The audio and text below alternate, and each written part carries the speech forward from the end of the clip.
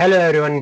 तो कैसे हैं आप सभी? होप सभी अच्छे रहे होंगे। मैं हूं सचिन शिवरान और आप देख रहे हैं हमारा और आपका यूट्यूब चैनल है द जेनेसिस, जहां चैप्टर पढ़ेंगे हम तरीके के साथ, समझेंगे टॉपिक्स को लॉजिक के साथ और तैयारी करेंगे बोर्ड और कंपटीशन दोनों एग्जाम्स की। तो चलिए आज की क्लास स्टार्ट करते हैं। आज है हमारा lecture number 3 chapter first 11th class physics. तो ले चलते हैं आपको हमारी मेन स्क्रीन पे। चलिए फिर देर किस बात की, हम लगभग सारे टॉपिक कंप्लीट कर चुके हैं। लास्ट क्लास में हमने डायमेंशनल फार्मूलाज किए थे। आज की क्लास हमारी होगी dimensional analysis and it's applications कि डायमेंशनल फार्मूले को यूज कहां कहां करते हैं। Here is the topic dimensional analysis and it's applications. With dimensional formula हमने पढ़ तो लिया, जैसे फोर्स का आया mlt-2, एनर्जी का आया m1l2t-2, प्रेशर का आया m1l-1t-2। अब इनको यूज कहां करेंगे, इनकी एप्लीकेशंस क्या क्या है, चलिए उनके बारे में थोड़ा सा डिस्कस कर लेते हैं। सबसे पहली एप्लीकेशन है checking the dimensional consistency of equation. Dimension formula से हम पता कर सकते हैं कि जो फार्मूला हमें गिवन है वो डायमेंशनली करेक्ट है या नहीं है। देखिए इससे हम कांस्टेंट की वैल्यू तो पता नहीं कर सकते, लेकिन फार्मूले को चेक जरूर कर सकते हैं। देखिए कैसे करते हैं। पहले बात note, the magnitude of physical quantity may be added together और subtracted from one another only if they have same dimension. बोल रहा है कि फिजिकल क्वांटिटी जिनका सेम डायमेंशन होंगी उन्हीं को हम ऐड कर सकते हैं और उन्हीं को हम सब्ट्रैक्ट कर सकते हैं। ऐसा नहीं है कि मैं मीटर में केजी जोड़ दूं, नहीं हो सकता ना। मीटर में मीटर ही ऐड होगा, किलोग्राम में किलोग्राम ही ऐड होगा। ऐसे थोड़ी ना कहूं कि मैं 5 सेकंड में 10 मीटर ऐड करो। सर दोनों की डायमेंशंस अलग हैं। Like velocity can not be added to force, electric current can not be subtracted from the thermodynamic temperature. अब आता है the principle of homogeneity of dimensions. Homogeneity क्या कहता है? It states that dimensions of each physical quantity of a dimensional equation on both sides are same। कि कोई formula given है तो उसके लेफ्ट हैंड साइड और राइट हैंड साइड की डायमेंशन सेम होनी चाहिए। अगर डायमेंशन सेम नहीं है तो हम उस इक्वेशन को रॉन्ग कह देंगे। लेकिन if an equation fails the consistency test it proved wrong. अगर वो होमोजेनिटी को फॉलो नहीं करती है तो वो रॉन्ग हो जाएगी इक्वेशन। लेकिन ये जरूरी नहीं है कि अगर वो होमोजेनिटी के प्रिंसिपल को फॉलो करती है तो राइट होगी। एग्जांपल देखते हैं। Let us consider an equation half m v square is equal to m g h. अब जिनमें एक्सपीरियंस है बात करेंगे, सर ये काइनेटिक एनर्जी का फार्मूला है and second one is potential energy. दोनों ही एनर्जी है तो दोनों का डायमेंशनल फार्मूला इक्वल होगा। मींस ये इक्वेशन सही है डायमेंशनली। तो where m is the mass, v velocity, g acceleration due to gravity, check whether the equation is dimensionally correct और नॉट। लेफ्ट हैंड साइड का डायमेंशनल फार्मूला क्या होगा? Left hand side की equation क्या है? Half m v square. Half का कोई dimensional formula नहीं है। मास का रहा सर m एंड वेलोसिटी का क्या होता है? एल टी माइनस वन, इसका स्क्वायर। तो लेफ्ट हैंड साइड का डायमेंशनल फार्मूला हो जाता है sir m1l2t-2। Right hand side का फार्मूला देखते हैं। राइट हैंड साइड क्या है?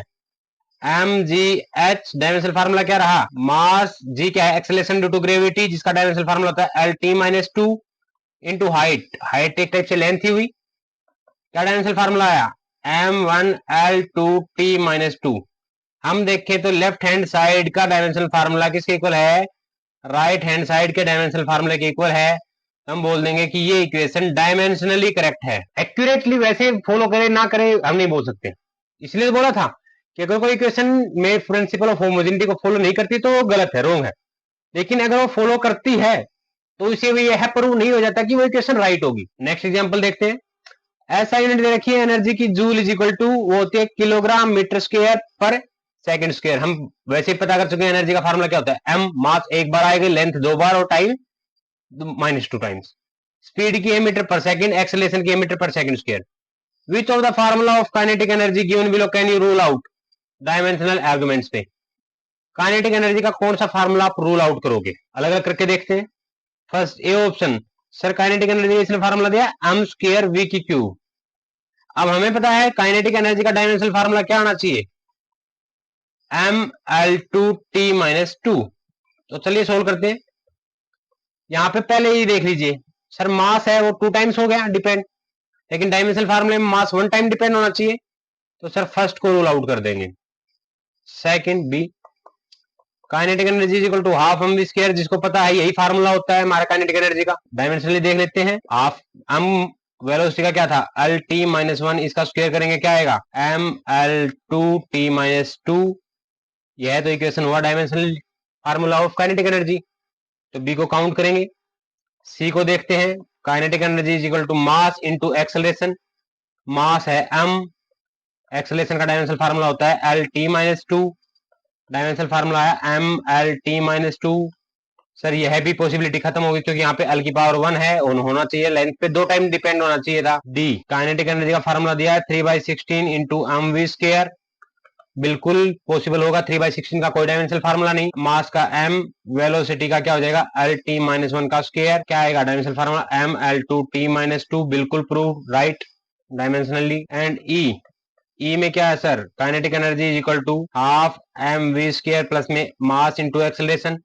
हाफ mv² का भी आया था M-L2T-2 प्लस में मास इंटू एक्सेलरेशन का क्या आया था, फोर्स है ये M-L-T-2।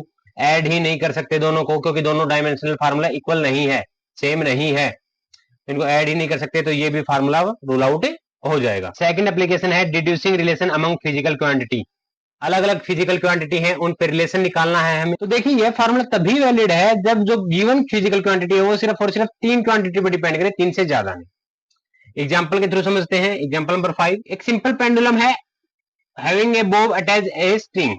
पेंडुलम क्या होता है सर, एक धागा लेते हैं स्ट्रिंग और उसके नीचे एक बॉल है, उसको अटैच कर देते हैं हैवी मास, वो ऐसे झूलती जाती है ना ऐसे। आप क्या बता रहा है, suppose that period of oscillation यानी टाइम पीरियड डिपेंड करता है।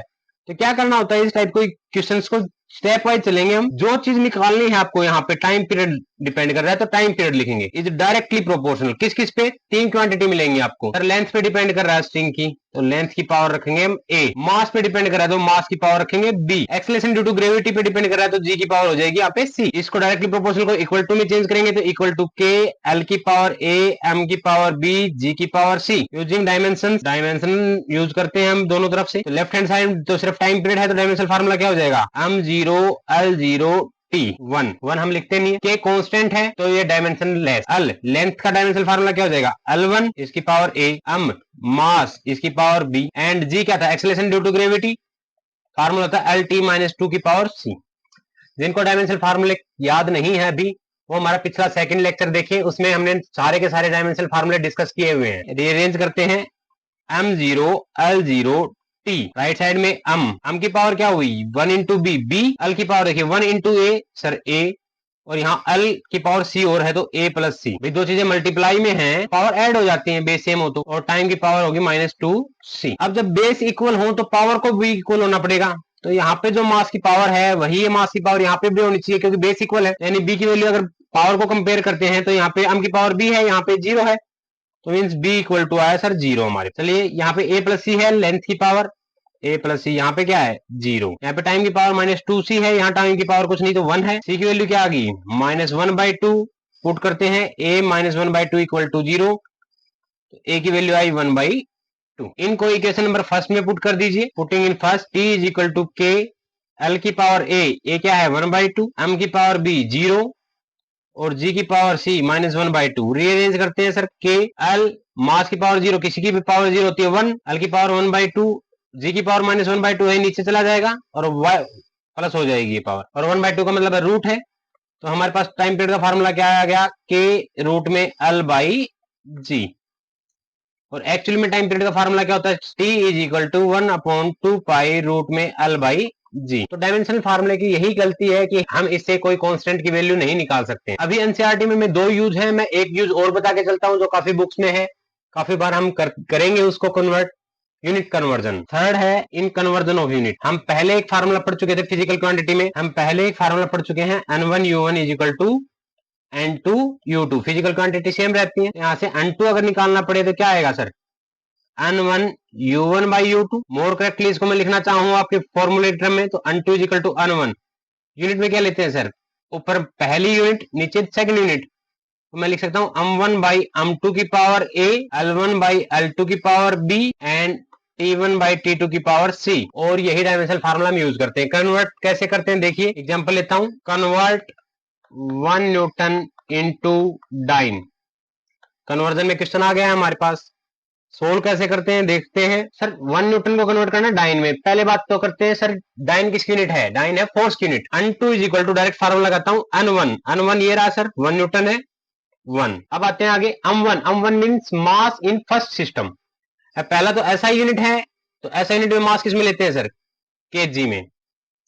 बाई में m2 सेकंड सीजीएस यूनिट है, सीजीएस यूनिट में क्या लेंगे हम, ग्राम।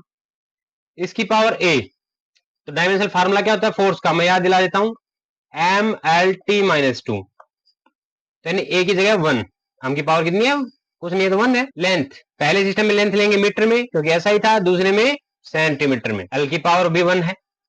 टाइम, पहले में सेकंड, दूसरे में सेकंड, और इसकी पावर कितनी होनी चाहिए, c की जगह -2, यानी ए बी सी है, ये पावर होती है। डायमेंशनल फार्मूले के हिसाब से देखते हैं इनको। चलिए कन्वर्जन करते हैं, 1 केजी को ग्राम में चेंज करें तो 1000 gram divide by gram, metre को करें तो 100 centimetre divide by centimetre, into second by second की पावर -2, कट जाएगा सेंटीमीटर सेंटीमीटर, ग्राम से ग्राम, तो n2 इज इक्वल टू क्या आया आपके पास, 10 की पावर 5, तो यहाँ पे पुट कर देंगे डाइन में, यानी कि 1 newton should be equal to 10 की पावर 5 डाइन। ये आपकी n1 है, ये u1 है, ये n2 है और ये u2। आज की वीडियो में इतना ही। इसी के साथ एनसीईआरटी का हमारा टॉपिक्स हैं जो फर्स्ट चैप्टर के वो खत्म होते हैं। अभी हमारे पास एनसीईआरटी की एक्सरसाइज बचती है जो हम लेक्चर नंबर 4 में कवर करेंगे।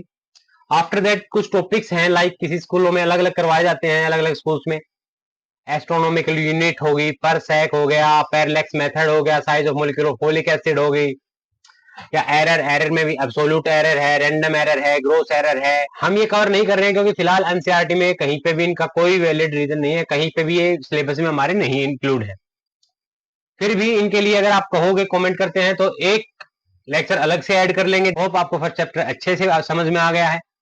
डायमेंशनल फार्मूले पे मेन ध्यान रखना है और उनके यूजेस पे, बाकी सिर्फ वीडियो देखने से काम नहीं चलेगा, प्रैक्टिस भी आपको करनी पड़ेगी। आज की वीडियो में इतना ही। अगर वीडियो अच्छी लगी है तो लाइक कीजिए, कुछ पूछना है कमेंट कीजिए, दोस्तों में शेयर कीजिए और चैनल को जरूर से जरूर सब्सक्राइब करना ना भूलें ताकि सबसे पहले वीडियो की नोटिफिकेशन आप तक आए। Bye, take care, have a good day ahead.